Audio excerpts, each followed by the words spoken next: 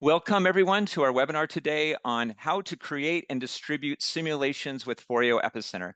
My name is Michael Bean. I'm very excited about this webinar today because I'm going to be, for the first time, at least publicly, introducing our new user interface to Epicenter. So over the last, I think, year and a half or so, our team has been working on a new updated interface for setting up workshops and also setting up your simulations and things. I'm going to be showing you what that's going to look like.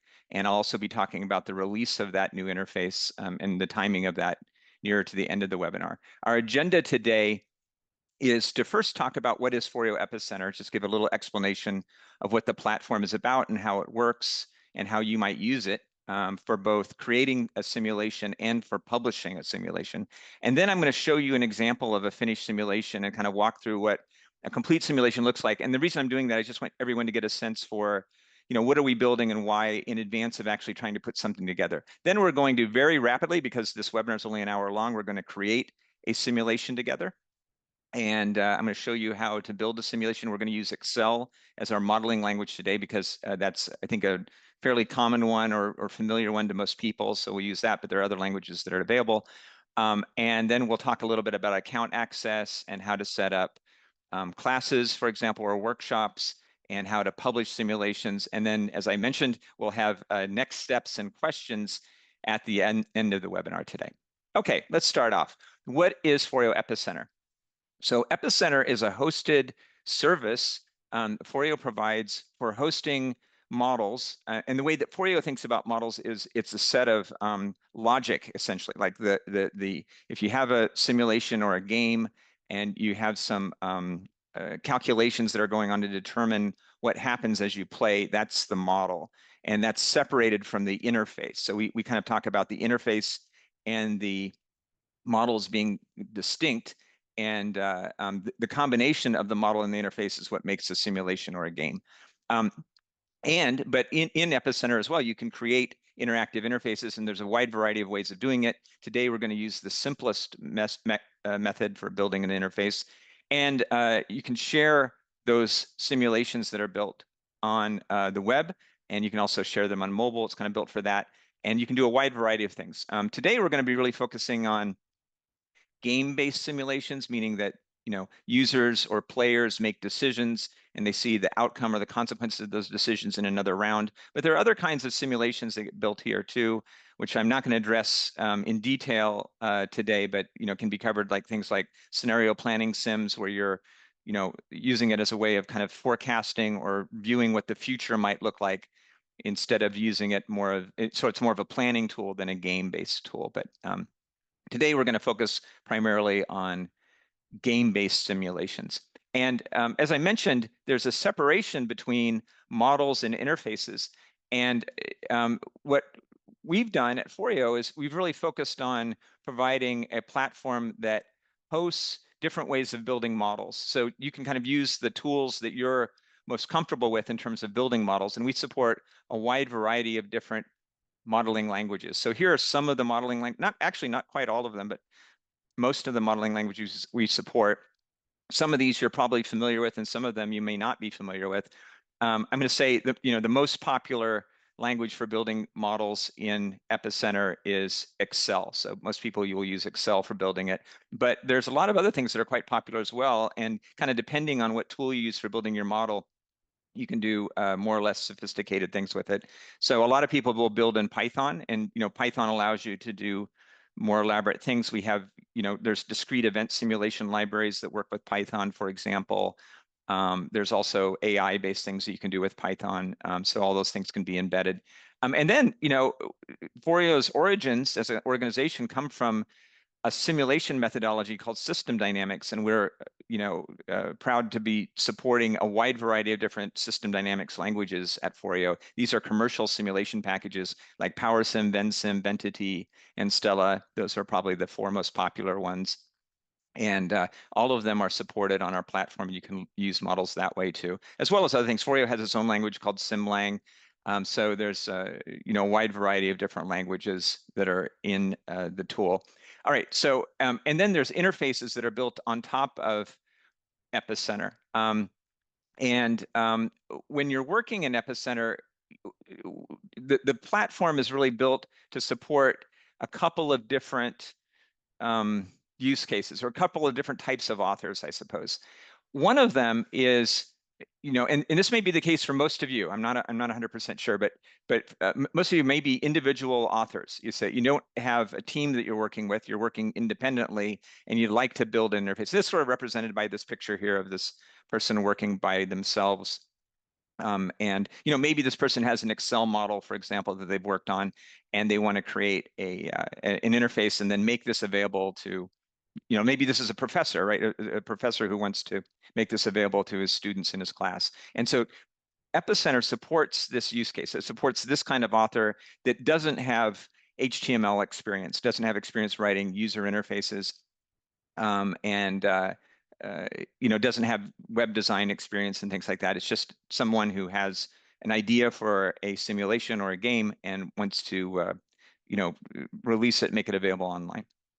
But we also support what we think of as high production value simulation development. And what we mean by that is commercial simulation development, where you're releasing it to hundreds of thousands or even millions of end users, and you have a team that's going about developing that together. So you might have a designer who's designing the web interface. You have somebody who's building a model. You might have a small group of web developers, like maybe 2 or 3 web developers who are creating the interface based on the UI designer's design. You would have QA, which is testing the sim in a bunch of different browsers and things like that.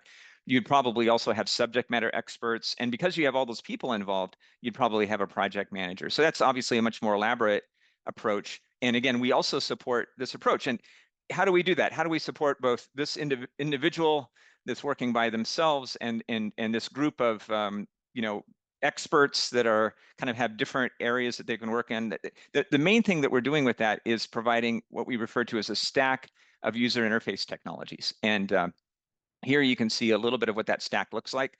We have very easy to use tools at the top of the stack, which are interface templates, and those provide formats for how to create a simulation. And then we have lower level tools to allow more flexibility, but are harder to use. Things like Flow.js and Epicenter.js. These are libraries that are available for people who are, maybe skilled at using HTML or skilled at using JavaScript, or some JavaScript libraries like React, for example. So those are kind of the levels. And we have even things below that, like if you want to use our base APIs or aggregate APIs, those are also available in the tool. So all of these are available. And what we find is that individual users will tend to use those interface templates at the top of the stack.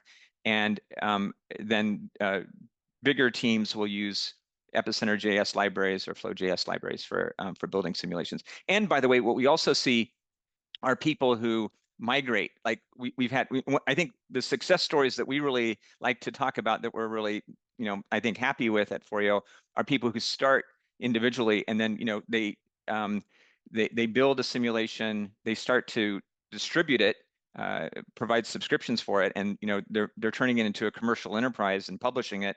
And because they're earning money from the simulation by distributing it to others, they'll kind of build a team, and then they'll the simulation will kind of evolve over time. So there's ways of going from that interface templates part of the stack down to these lower levels as you sort of get more sophisticated, or as you add people to your team. And of course, we really like it when that kind of thing happens. All right, so next what I want to do is just show you briefly what a completed simulation looks like. And we're going to try to build some of the elements of a completed simulation into our interface that we put together today. And I'm going to also illustrate a little bit around, the new interface for Epicenter.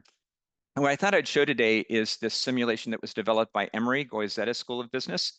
We do a lot of work with different business schools, and this is one of them. And this was a leadership simulation that we created around crises, or that Goizeta created around crises. It's kind of based on a storyline of a meal kit company, if you're familiar with Blue Apron or something like that, where you can have meal kits delivered to your house and you can cook at home using them. That's what it's based on.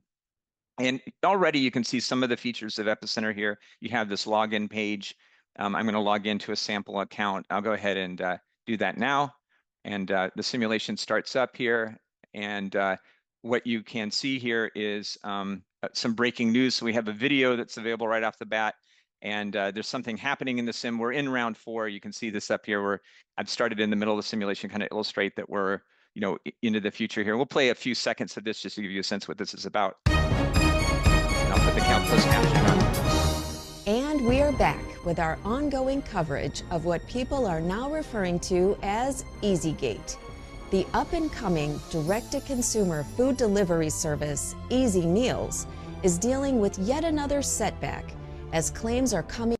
Okay, so you get a little bit of a sense for what's there, and we're going to continue on. And what's happening here is that you're now the chief operations officer, and you're facing this meal kit recall. And you might want to go through and read the news and find out what's going on. And you see sort of what's been happening here in terms of, like in this round, some of your meal kits seem to have been contaminated. So we're getting some news about what's happening for this specific round. We're getting messages from different folks that are communicating with us. We have customer reports and financial statements, and other things around maps of where our facilities are and things like that. And then what would happen in the sim is a player or maybe a team of players are responsible for making decisions. So right now we've had this thing, we've got to make a decision about this recall effort. And I can see on my map that I've got 4 facilities in different parts of the US. And what I'm going to do is I'm going to recall in a couple of these arbitrarily. I'm not obviously looking carefully at how to make this decision here. And I'm going to say something about, well, how many days in the past for these facilities do I want to recall my meal kits? And I'm going to go ahead and submit that then. And so I've submitted that decision. And then what can happen in here is either the facilitator or the teams that are playing can advance the sim. This is a facilitator view. I'm going to go ahead and advance it here as a facilitator in this case. And now we've moved on to the next phase, and we're kind of talking about a new topic. Now we're into round 5, and we've got to make a plan for what we're going to do next year and decide on some financing issues and things like that. And so here you're seeing a little bit of background on how a simulation works very briefly here, right? Where you log in, you get a set of reports that are available. Sometimes there are nice things around, like changing text based on news.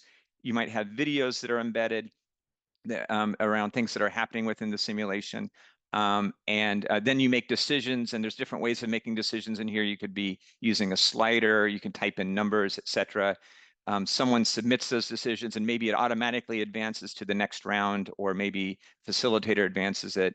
And then also, I think importantly here, which we're not really covering in detail right now, but there's like facilitator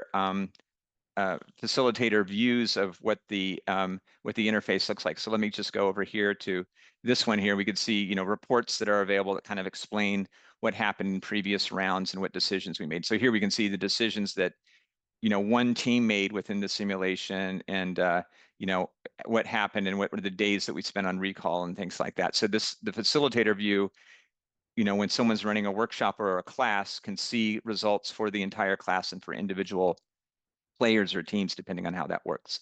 Okay, so that's just a quick example of what a simulation looks like.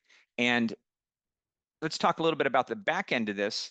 This is the new user interface for Epicenter. And like I said, over the last 18 months or perhaps longer at this point, we've been working on this interface. We're releasing it very soon. It's coming out for release this Saturday. And so this will be available, and then it'll become the default interface, I think, in late August. So I'll share a slide with that in a little bit here, but this interface will soon, in a month from now, roughly, will be the default interface. This is our new look for how things work here. One of the things we're doing, by the way, which I'm excited about, is we're giving more information around accounts. If you have an account in Epicenter, around what's happening with it and how well you're doing. So here, this is just one account, but like, if we had an account for, if I was showing the account for, say, Emory or something like that here, you would see the number of runs that they have and things like that. Here you can see the number of cumulative runs that this account has in it, number of users. This sort of implies, right, that there's kind of like 2 runs of the simulation for every user, something like that here. And then, there's a bunch of different accounts that are available, and I can look up something like Meal Kit. You can see some details around that particular simulation and what's happening with it.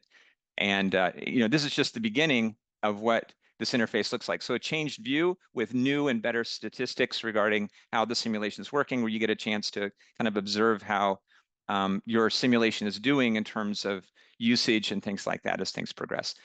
There's also this view of workshops now. And one of the neat features I like is it kind of indicates who has created the workshops that are in here. And, like what I was just showing you in an account was like a single workshop where you might have, here's one with 20 people in it, for example, 20 students or 20 players that are in the simulation, and, sort of different information available for each of these accounts as we're going through it. And if we get into, some of these, let's see if I can find one that I can share here. I'll go to, let's go to, maybe this account here. You can see end users that are in here and when they last logged in and things like that. And I'm going to get into this a little bit more when I start building our simulation together. Okay, so that's what I wanted just to kind of briefly illustrate in terms of how a simulation works and how things get signed up when we're kind of looking at the completed stage. And now what I want to do is switch to how do you go about using this to build your own simulation. And I wanted to have a cover story for today. I wanted to have something to talk about for building our sim, because I want to kind of build a simulation live with you during the time that we have available together.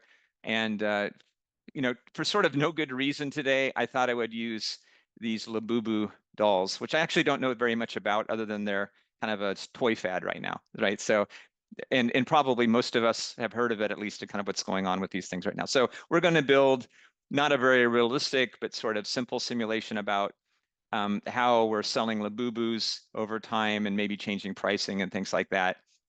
And these are these dolls that are selling that are becoming kind of a popular fad and things like that. And they're selling really rapidly and pretty popular at the moment. So that's what we're going to build on today as our storyline. And I'm going to change the name of it. I'm not going to call it Labubu, but we'll kind of see some things come in with that.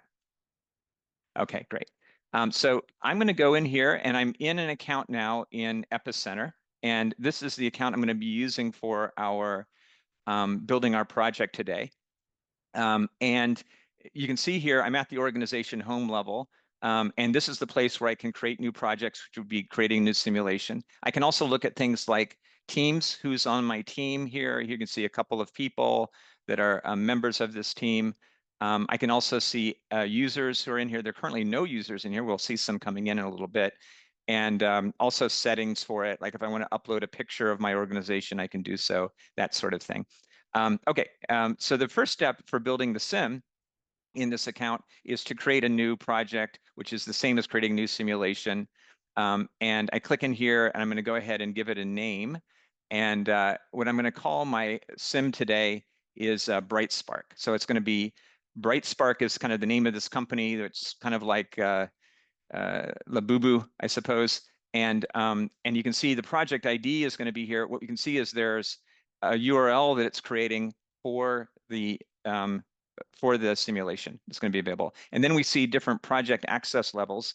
And the access levels are anyone can access this project, meaning the interface to the simulation that's created, anyone in the world will be able to access it. Meaning they don't need to log in, they just go to the URL and it's instantly available. So sometimes you want a simulation like that or a game, you just want it to be publicly available. Foreo has seen organizations like the Centers for Disease Control, the CDC, build simulations which are publicly available, and that will be kind of the default where you just go to the page and you can see the sim, anyone in the world has access to it. Another thing that you might want to do is, especially right now for this sim, like we're just at the beginning of it, we really don't want anyone other than the author accessing it because we're building it. And, we don't want anyone inadvertently kind of looking at it while it's in development and getting confused, before it's been tested and things like that. So you can also put project level access where only the author, meaning me as the author here, can access the simulation, or maybe, in my admin team, other people who are authors in this account can access it. So we can collaborate together in building something together. So that's another view. And the third one, which is the most popular for completed simulations, is password protected. And what this means is end users or players of the simulations or students or learners, whatever, are required to log in order to access the simulation. So that's what we're going to use today for this one, because I want to kind of illustrate some of the features around that. And now we're going to create the project. So we've created a new project. And of course, we're starting off where, of course, we have no simulation runs because we don't even have a sim yet, right? We haven't uploaded anything. We have no users and no workshops. And I can look in here. I can actually run the project already. If I click on Run Project, you'll see it's blank. It's not available because there's nothing built. There's no model or anything like that. But I want to get started by putting a model in here and then building the interface around it. And the way to get to that, the first thing you need to do is to work at this project files level. So you'd click on Project Files, and the project files has kind of two views. It has a model view and an interface view.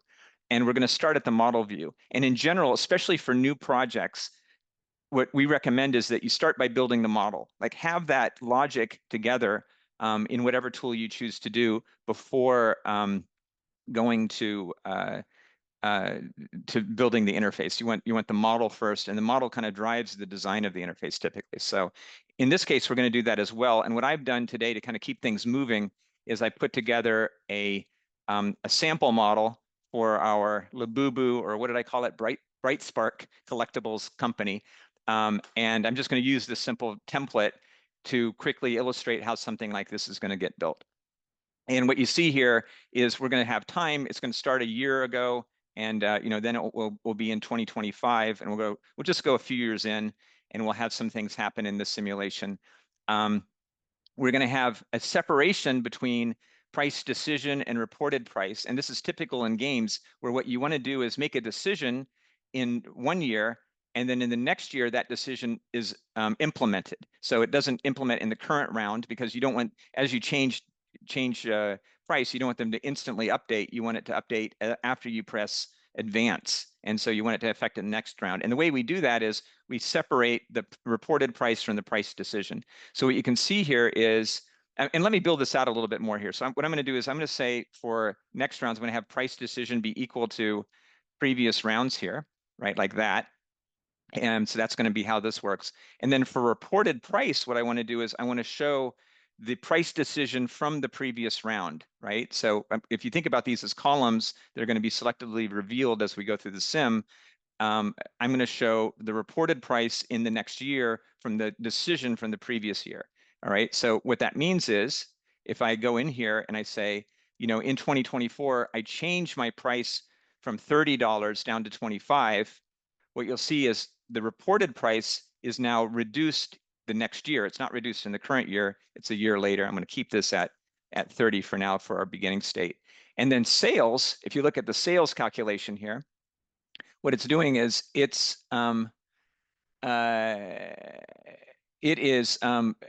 sales is being affected by the price decision here. I'm going to put that in. I think I'm just going to leave it at that today. This isn't very realistic because I'd expect the sales to be growing rapidly, but I think I'm just going to leave that alone. But what we've built in here is a little bit of logic where we can see something like price elasticity.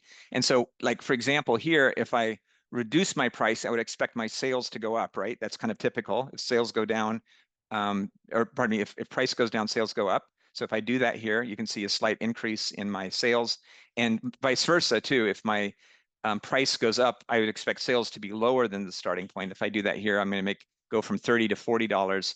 You'll see this number is lower than this one. That's what that kind of indicates here. So that sort of makes sense, although the sales logic in terms of growth probably doesn't make sense. And then revenue is simply reported price times sales. So it's just taking, the logic here is simply reported price times sales equals revenue. And then, whatever that is in the future is going to grow or stay the same as we play through this here. And then we have variable costs, which is going to say, what is the cost? It's $10 per Labubu times the sales of Labubus. So whatever that is going to be our variable costs. I'll just copy that across here. And our fixed costs are just going to be $1 million. We're just going to assume that fixed costs stay at $1 million for the thing. Then, total costs are simply equal to variable costs plus fixed costs here. So that's 2.5 million. And then our profit is going to be equal to revenue minus total costs. In this case, 4.5 million minus 2.5 million is 2 million. So it's very profitable in this simulation right now in terms of how we built it. Okay, so so that's how we're going to start with it right now. And I think that's enough to go. I want to just check something to see if I can make profit negative here in my model first. Like if I drop my price decision to 10, let's see here, I have to widen this to kind of see these numbers here. Yeah, so here I've been able to lose money. So there's a limit to how low I can go. Like eventually I'm going to lose money if I price too low and probably if I price too high as well. So I just wanted to check that to make sure that works the way I want. That looks good to me. Okay, so this is a setup. And what I want to do is upload this model to Epicenter. And I'm just going to start with this. I have this news item here too, which I want to use to kind of replicate some of the things we saw in the meal kit simulation, but I'm going to leave this for now. Um, and this would be enough. This could be enough to upload, but it makes it a little bit awkward to refer to. And it makes it, I'd say, if you're using just Excel out of the box like this, it's a little fragile if you're referring to specific range names. So what we could do in our interface is we could say, well, show me cell B2. But what if you move things around in here, then B2 might not be what it is anymore, and then it kind of messes up your interface. So a better technique, and when you're using Excel for communicating with Epicenter, is to use something called range names. And I'm going to use that here. And what I'm going to do is select this section of my model, which is really the whole model here, right? And what I'm going to do is I'm going to do insert name and then create, and it's going to create a name and it's going to use this left column. Some of you probably have used this before in Excel, but what it does is it creates a named range based on this left column here. So I'm going to go ahead and create that here. And what it's done now, as you can see, hopefully, is if I click on this set of cells, right, B1 through B for E1, that is named time. That's named after this range. So now I can refer to these as time. And here, this is named reported price. This is named revenue. This is named profit, et cetera. So all of these things now have a name, and it makes it easier for me to control the model from here. Okay, so I'm going to go ahead and save this. Go ahead and save my model. And I'm going to go back here now. And what I need to do is upload this model that I've just created. And I need to find my folder here for it. Here it is. Okay, so here's my model. And if I sort this, what you can see here, here's the one. It's here where I am right now. It's 8:28 a.m. And this is the one I just created. So I'm going to drag this in here. This is my model. And now that model is uploaded to Epicenter. So you can use this technique. And there's other ways too, by the way, of getting these models in. I can re-upload again if I want to, or I can download it if I want to get access to it. But this is my folder for it. And so now I've got a working model, hopefully. And my next step is to create an interface around it. So that's what I want to do next year. And the way I'm going to do that is I'm going to click on the interface link here beside the model folder.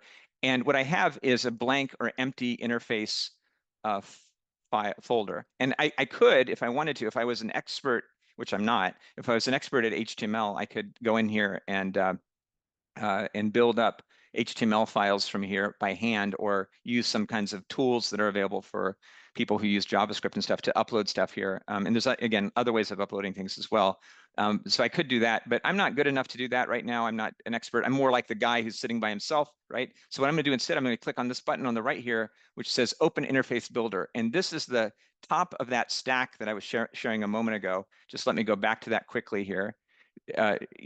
This is Interface Builder is the interface templates tool at the very top of the stack, the easiest piece to use, but also the least flexible. So that's what we're going to be using today. So, okay, so let me go ahead and click on Interface Builder here.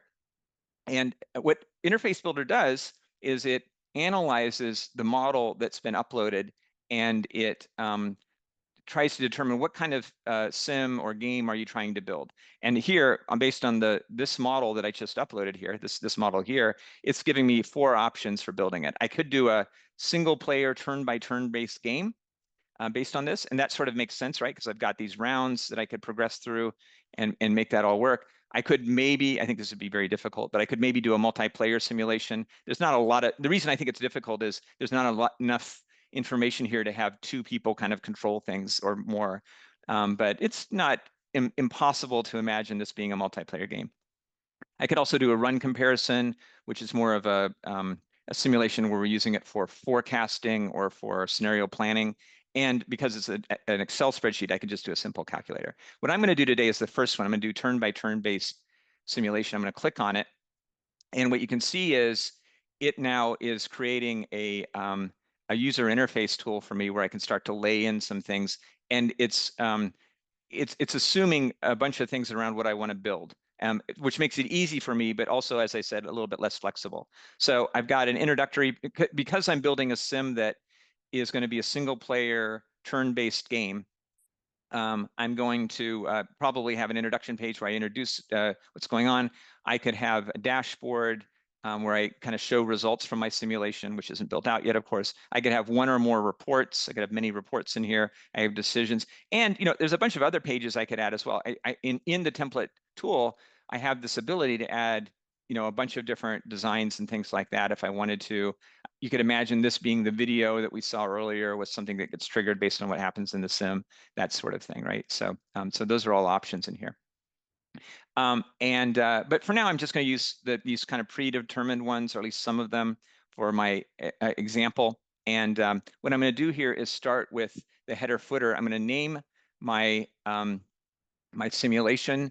This is what's going to appear at the top. I'm going to call it Bright Spark Collectibles in the American spelling. And then I'm going to upload a design. And let's see, I got something that was a public source from Wikipedia that I can use. There's a Labubu, and I'm going to resize it here, hopefully to get this. Let's see if I can get this to be a bit smaller. That's not too bad, maybe a little bit bigger. Okay, so that's going to be my my little image that I want to have. I'm going to select that image to show in here. And now already, if I go to this page, it's starting to look a little better, maybe. So I've got my logo. It's not a very good logo, but anyway, you get the idea. There's a logo there. It's my Bright Spark Collectibles. And then I want to do, some introductory text here. I might say something like, welcome to Bright Spark Collectibles as the next bit. And then I could also put in, some introductory text around what's going on here. And so here's some introductory text about it. And I'm saying, you're the new CEO of Bright Spark Collectibles, and there's some explanation of what you're going to be doing. So the future of our beloved Labubu dolls is in your hands. Okay. You can also see things like media. So we saw again in the meal kit simulation that we had media available. It could be things like images. I could put a picture of the Boo dolls in here if I wanted to, or if I wanted to change it out, I could put something else here. I could put a different kind of image in here. Let me just go ahead and put in a picture of the dolls here. I can put this. Well, I'll put that in here as my default for now. Let's see here. Okay, good. And then I say this is good enough for this get started page. Then I want to have a dashboard, and I want to show some of the results from my simulation, right? And so let's go back to our model for a second here. And what you can see is, things that I could show. Maybe I'm interested in showing how sales are changing over time, and maybe profit as well. So let's start with sales, which is flat in our spreadsheet, running from 2024 to 2027. So I'm going to click on this for something that I could put in. I could put other things in as well, but I'm going to use this as a line chart here. I'm going to call this my sales chart, and I'm going to use my data variables here. And what I can do is look up variables from my model. Notice here now in this drop down, I can see the names of the variables that come from the spreadsheet, right? This is why we named these. So we have sales here again. This is sales. And here we can see sales full range. And if I click on this, what you can see is it's doing what I expected. It's showing sales from 2024 to 2027 at 150, kind of the full range here. But I don't really want it to work this way in a game. What I want to do is reveal, kind of column by column. Like initially, maybe I want to do is show one column or maybe two columns. And then as the sim progresses, I want to show more columns of data, right? Because I don't want to be showing the future until the future occurs as I make decisions in the game, right? So instead of showing the full thing at once, which is possible here, what I want to do instead is show sales until the current step.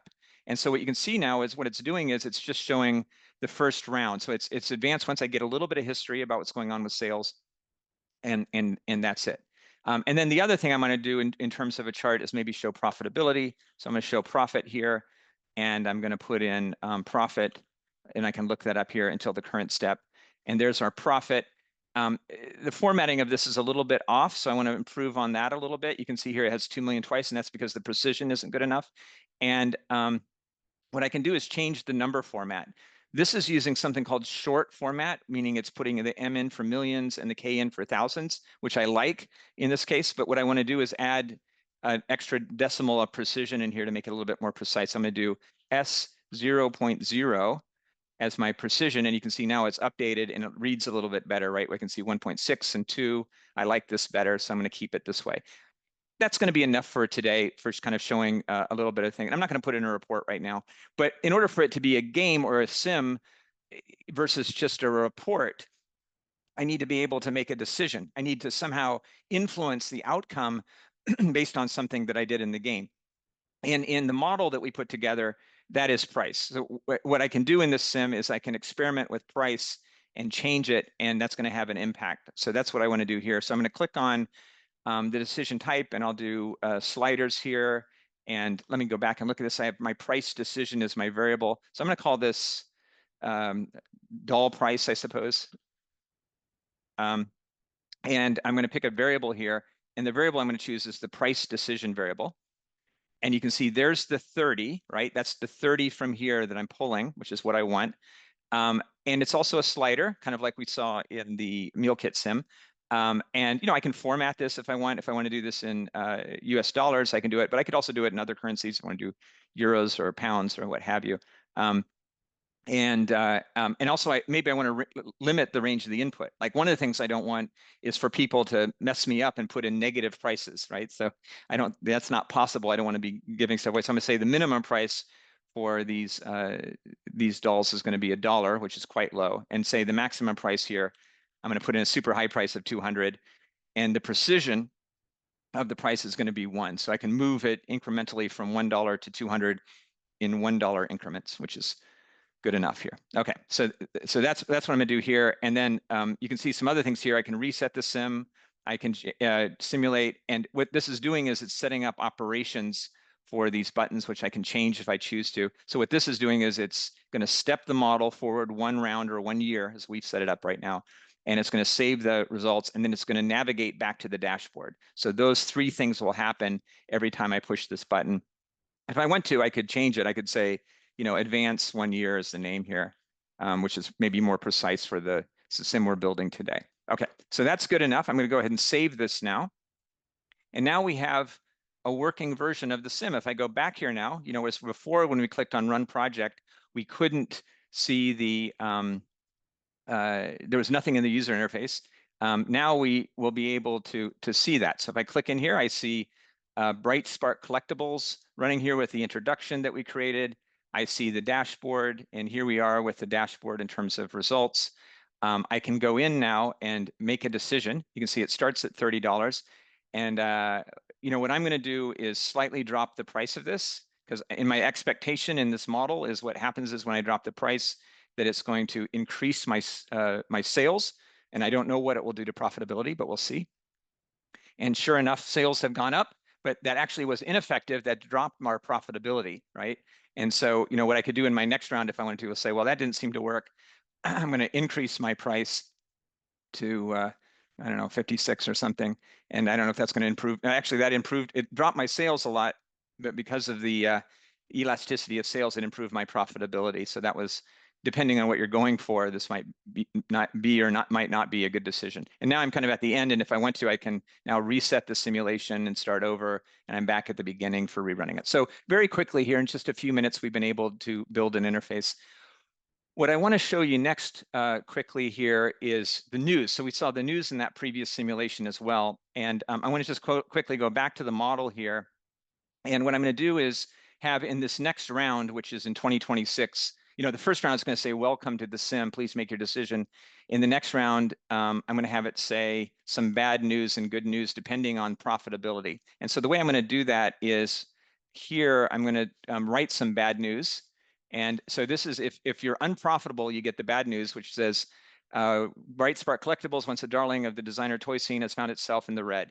And then if I am profitable in that round, I'm going to have it say something else, which is Bright Spark Collectibles has transformed the Labubu dolls from a fading fad into a steady profit engine. So those are the two things it's going to say. And the way I'm going to do that is I'm going to say in my Excel here, if profit is less than 0, then I want to show bad news.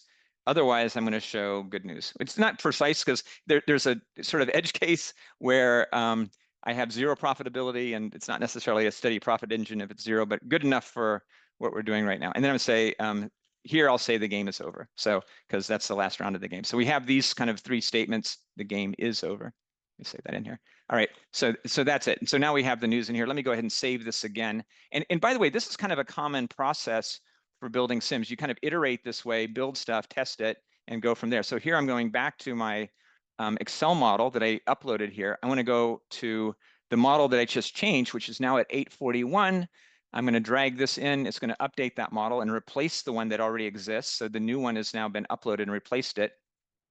And now I want to go back to the interface builder and put in something about the news. So what I want it to do now is when I'm on the dashboard in this text area, I want to show some news. And what you can do is use this kind of what we refer to as double mustache type thing to show news and steps. And you can see here now I'm referencing that range name that's news for the current step.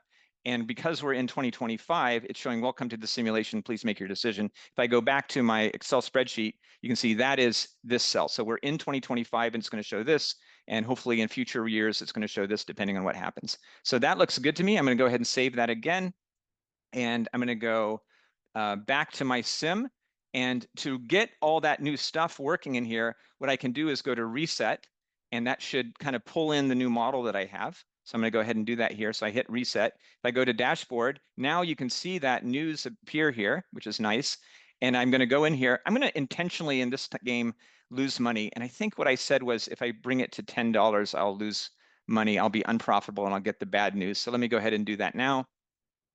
And we've advanced, and now we get the bad news where we've lost $1 million. And it says, Bright Spark Collectibles, once a darling of the designer toy scene, has found itself in the red after misjudging demand for its signature products. And then I'm like, well, that didn't work. I'm going to bring it back up to something reasonable and submit again. And we get to the game is over here. So that's kind of how that works in terms of reporting it out. So that's going to be enough for today in terms of building the interface. The one last thing I want to show you regarding this is the templates that we have been designed to be flexible. You can change the look of them. You can change the background colors and things. There's actually options that are available for changing the look of the simulation from here. We have kind of a very plain looking one as a starting template. But the other thing it does, which is sort of nice, is you can, it's responsive design. And what that means is it will work kind of automatically on smartphones and desktops and tablets and things like that. So if I size this down to what would be a smartphone style look, you can see what it's done is it's created what's referred to as a hamburger menu, and it's sort of organized things properly for that. And I can now go to different pages in the sim and it looks okay, right? It looks like something that I could still play maybe with my finger dragging this number instead of the mouse dragging it from here. So that style of design is something that is available automatically in this tool here as we're kind of going forward with it. So that's sort of handy. Okay, next what I want to do is sort of, I guess the final step in this interface is I want to go to creating a facilitator interface. And here I've switched to the facilitator interface who's going to get a view of all the people in a workshop that are running the simulation. So I'm going to go in here and edit the facilitator interface. And what I'm going to do is change the header here. I'm going to say this is the facilitator interface. I have that already here, so I'm just select that. And I guess I'll also put my picture of the Labubu in there, and I can see the introduction, and then I can see class results if I have them, and class settings and things like that. And this is why I would use the login for it, right? For being able to access this. So this is a different interface than the end users will receive. So now what I want to do is quickly set up a workshop for this. And the way I'm going to do that now that I have my full interface together is click on workshops. And you can see right now I have no workshops for my event, and I want to create one. So I'm going to go ahead and create a workshop. I'm going to call this my Labubu is my organization. An event is strategy strategy workshop. And what it does is it puts in the date of it. So it's saying the Labubu Strategy Workshop's happening in July 2025. We can say when it's going to start and when it expires. If you don't want it to ever expire, you want these people to have access to the workshop forever, you can click on no expiration here. But I actually want it to expire, and by default, it sets it to 6 months from now. But of course, you can change that to a different date if you choose to. And then there's a few other sort of fancier options if you care to, like you can limit the number of users and the number of times that students can run it or players can run it, and some other things too around deleting data. Why do we offer these? The reason for this is that this is also used as a way of managing subscriptions for your end users. So if you have a workshop that you're running, say, well, I want to give my customer access to this. This is where you can kind of control these options if you choose to, and say, well, what they purchased was a license for up to 30 users, so I might limit that to a maximum of 30 users or whatever. So that's all there. You don't have to use that though, and it's a little bit less commonly used. The main thing that we use is just when the simulation is going to be available and when it expires, et cetera.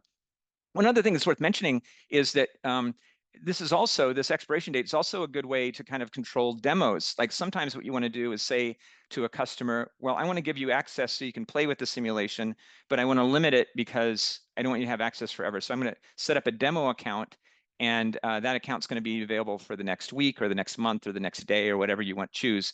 And kind of set it up that way, and then it'll expire after that. And it'll no longer have access past that date. So anyway, but this is all fine for me today for this workshop. I'm going to go ahead and create this. And now what I'd like to do is upload users. And we actually have a multiple set of ways of uploading or providing users. You can have people self-register if you want. You can add users individually. Today, what I'm going to do is focus on uploading a set of users through a spreadsheet. And what I'm going to do is download a template here. So here is my template. And here you can see a bunch of users that are in. I'm going to select one of these. It says workshop. I'm going to just keep these names. These are all fine for me for today, even though they're the defaults. If you're doing this, by the way, don't do what I'm doing here. Go ahead and enter the real ones, because these will get copied over and things like that in here. But it kind of provides a set of preset users that are available here. And I'm going to keep this one. I'm just going to remember who this is here. And I'm just going to go ahead and upload it. So I'm going to go to my download folder here, which is here, and I'm just going to drag this in. Okay, and so now I've dragged them in, and what you can see, it's gone to that next step. 9 people are uploaded, and here's the one I want to remember here, because I'll use this. This person is a user, but I also want to have a facilitator, which I forgot to do. So I'm going to go ahead and first off add these users to my workshop. So now they're all added. And I also want to add one more user who's going to be the facilitator. And I'm going to call this facilitator Foreo Fac 1. And I'm going to say this is me. And I'm going to put in a password here for that user. And this person, instead of being a participant, is going to be the facilitator. So this person will have access to the facilitator pages. I'm going to go ahead and add them now too. And you can see now we have a 10th user who's Michael Bean, who's the facilitator for this event. This can change as well here. Okay, so now we're ready to go. And what I'm going to do now is play this as a student in this class. So let me click on this. And in this case, I'm going to open this in an incognito window. The reason I'm doing this is because I'm logged in as an author in this account. I want to be able to see this as if I was not logged in as an author. So I kind of want to experience what that's like. So I go to this here, and now I can put in the username, and was it workshop 123? I think so. Let me try that. Type that in. Good, I got the password right. And so now I'm logged in as that user, and I can see the same pages that I have before and make decisions like I did before, and see outcomes, as this advanced. So now we can see what's happened here as we progress through. So that all seems to be working properly. Let me go ahead and make one more decision here just to wrap this one up. I'm going to lower my price slightly, and I'm at the end of the simulation. And so I'm going to log out. Okay, so now I'm back at the logout page, but now what I want to do is log in as the facilitator. Notice I'm on the same page that I was on before for logging in as a player, but I'm logging in as a facilitator here. I'm going to go ahead and hit login. And now you can see the facilitator interface. And I can go in here and I can see results that have occurred. So here's the person that I played earlier, Arun Ali. and I can go and view what Arun Ali did. So here's Arun Ali's results that they played through. This is the results that they did. I can return to the results summary here if I want to kind of see what else is going on. I can view the users in my workshop or my class. And if I had anything, I could change some settings here. Like what if I wanted to change, I don't know, the fixed cost or variable cost or something like that, that would be available for editing as well here. So that's the idea. All right. So through this, you get to see a little bit of what's happened here in terms of the user interface. I do want to show that as we built this, some other things have been happening behind the scenes. So as we built that interface, for example, we have this interface builder, but we can also reveal the files. So what's happened now, the interface builder has created files for us. Before this was empty, and now we have things like, pages in the simulation with the dashboard, and it's generated that HTML for us. So this is actually the code that's being generated as a consequence of using that interface builder. We also have this workshop that's put together. This is the workshop that I created for running it here. If I go back to the top level, we can see users now. We do now have a set of users that are a part of my account, and you can see what workshops they belong to. And I can do things if I want to, for example, like change their password if I choose, or if I made a mistake in their name, I can change the name. I can't change their username. If I wanted to do that, I would just add them as a new user, but other things I can do here as well. And so that's how that all works. And again, getting a little bit of a sense here for what the new user interface looks like. All right. I want to talk a little bit about this new interface that I've been sharing today and the timing of it, because if you log in right now, you won't be able to see this. But if you log in on Saturday, or really Sunday, I suppose. On Saturday, I think Saturday evening in Pacific time in the US, we'll be launching this. But the new interface will be available, but not the default. And what I mean by that is if you log in, there'll be a message at the top saying, do you want to try the new interface? And it will let you do it. You can switch to the new interface, or you can stick to the old interface if you're familiar with that.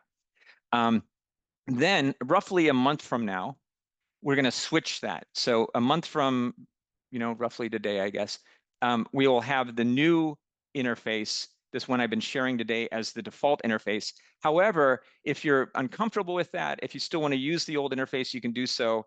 There'll be a message. The message will kind of be flipped, right? Where instead what it's going to say is you can now use if you want to use the old interface, it's still available. And we're going to leave that old interface available for everyone for 1 year. So next August 2026, we're going to decommission or turn off the old interface, and only the new interface will be available. So you'll have a year to kind of manage that migration and things like that.